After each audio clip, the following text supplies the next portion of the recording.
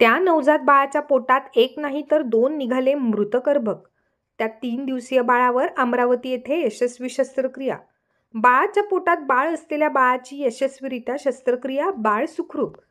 बुलढाण्यातील नवजात बाळाच्या पोटात 2 मृत अर्भके. बुलढाण्यातील एका 3 दिवसांच्या नवजात बाळाच्या पोटात 2 मृत अर्भके आढळून आल्याने एक आश्चर्यकारक घटना समोर आली आहे. या बाळावर अमरावतीच्या विभागीय संदर्भ सेवा रुग्णालयात यशस्वी शस्त्रक्रिया करण्यात आली आहे. शस्त्रक्रियेचे तपशील 5 डॉक्टर, 4 नर्स आणि इतर कर्मचाऱ्यांसह 12 जणांच्या टीमने ही शस्त्रक्रिया केली. दोन्ही अर्भके 3 इंचाची होती आणि त्यांचे शरीर नवजात बाळाच्या पोटात तयार झाले होते. शस्त्रक्रियेनंतर बाळाच्या पोटाला 12 टाके पडले आहेत. शस्त्रक्रियेनंतर बाळाची प्रकृती स्थिर असल्याचे डॉक्टरांनी सांगितले आहे. वैद्यकीय अहवालानुसार एका पुरुष जातीच्या नवजात बाळाच्या पोटात 2 अर्भके असण्याची ही देशातील पहिलीच घटना आहे. या घटनेमुळे वैद्यकीय क्षेत्रात खळबळ उडाली आहे. अमरावतीच्या डॉक्टरांचे कौशल्य. बुलढाण्याहून या नवजात बाळाला अमरावतीच्या विभागीय संदर्भ सेवा रुग्णालयात उपचारासाठी दाखल करण्यात आले होते. अमरावतीच्या डॉक्टरांसाठी हे एक मोठे आव्हान होते, परंतु त्यांनी आपल्या कौशल्याने आणि अनुभवाने ही शस्त्रक्रिया यशस्वी करून दाखवली. शस्त्रक्रिया यशस्वी झाल्यानंतर बाळाच्या वडिलांनी डॉक्टरांचे आभार मानले आहेत. ही घटना वैद्यकीय क्षेत्रात अत्यंत महत्त्वपूर्ण मानली जात आहे. डॉक्टरांच्या टीमने दाखवलेल्या कौशल्याबद्दल त्यांचे अभिनंदन. शुद्ध मागणी. प्रश्न विचारतील तुम्हाला तेव्हा सांगा. बोला बोल ना दादा. अमर, बोला बोला. दादा. मी मुलांचा म्हणतो पहिला असं प्रॉब्लेम 7व्या महिन्यात सोनोग्राफी पण चांगली होती. त्याच्यानंतर त्याने सांगितलं छोटीशी गाठ आहे म्हणून. त्याच्यावर मी ऍडमिट केलं बाईला. तिला प्रॉब्लेम झाली, आगाम व्हायला लागलं.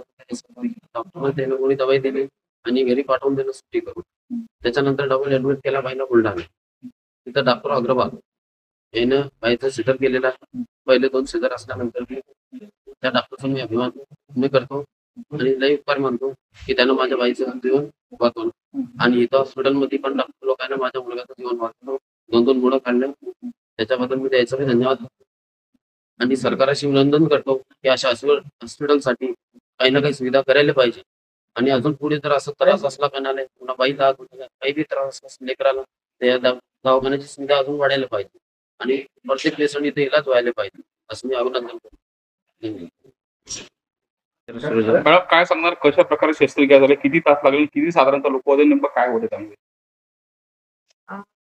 जी शस्त्रक्रिया होती ती 3 दिवसाचा बेबी आहे आणि त्याच्या बेबीच्या पोटामध्ये ट्विन्स सारखे पण जीव नसणारे अवयव होते, ज्याला हात पाय दोन्ही 2 बाळ होते आणि त्यांना हात पाय होते, डोकं नव्हतं आणि खालचा भाग शरीराचा बनलेला. ती शस्त्रक्रिया इथे सुपर स्पेशालिटी हॉस्पिटलमध्ये करण्यात आली आणि त्याला जवळपास 1 सव्वा तास लागला. आणि या शस्त्रक्रियेमध्ये मी डॉक्टर उषा घुसपे, डॉक्टर नवीन चौधरी, आपल्या इथे paediatric surgeon senior paediatric surgeon आहेत, डॉक्टर मंगेश मेंढे सर जे आज आपल्या हॉस्पिटलमध्ये मेडिकल सुपरिटेंडंट म्हणून आहेत, डॉक्टर मॅडम ही जी शस्त्रक्रिया होती काय कॉम्प्लिकेशन्स आले? शस्त्रक्रिया चॅलेंजिंग असतेच, कारण की 3 दिवसाच्या बाळामध्ये तुम्ही जर मोठी शस्त्रक्रिया करता, ज्याच्या पोटामध्ये 2 बाळ आहेत आणि ते काढायचे आहेत, त्याला रक्त सप्लाय पण असतो. तो रक्त सप्लाय नॉर्मल शरीराच्या अवयवाला जोडलेला असतो आणि त्यापासून तुम्हाला ते सेपरेट करावं लागतं.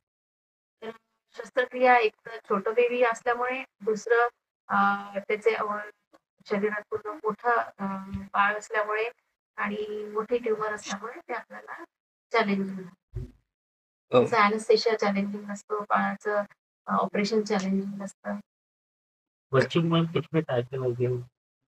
का कुछ नहीं रहता, पेट में आधा पेट काटा जाता है ऑलमोस्ट. मॅडम हे अशा रेअर केसेस असतात, काय मेडिकली काय सांगू शकाल? मेडिकली कसं आहे की ते जेव्हा आपल्याला ट्विन्स आणि ट्रिपलेट्स वगैरे होतात, त्या टाईपचं सुरुवातीचं जे फर्टिलायझेशन होतं आणि ते नॉर्मल आईच्या युटरसमध्ये ना इम्प्लांट होतात जे डेव्हलप होणारं एक बाळ असतं त्याच्या पोटामध्ये किंवा शरीरातल्या कुठल्याही भागामध्ये ते डेव्हलप होऊ शकतं. किती लोकांची टीम होती आज सकाळपासून? ते आपण सांगितलं नाही. टोटल किती लोक असं आहे की सगळ्यांनी स्टाफ nursing staff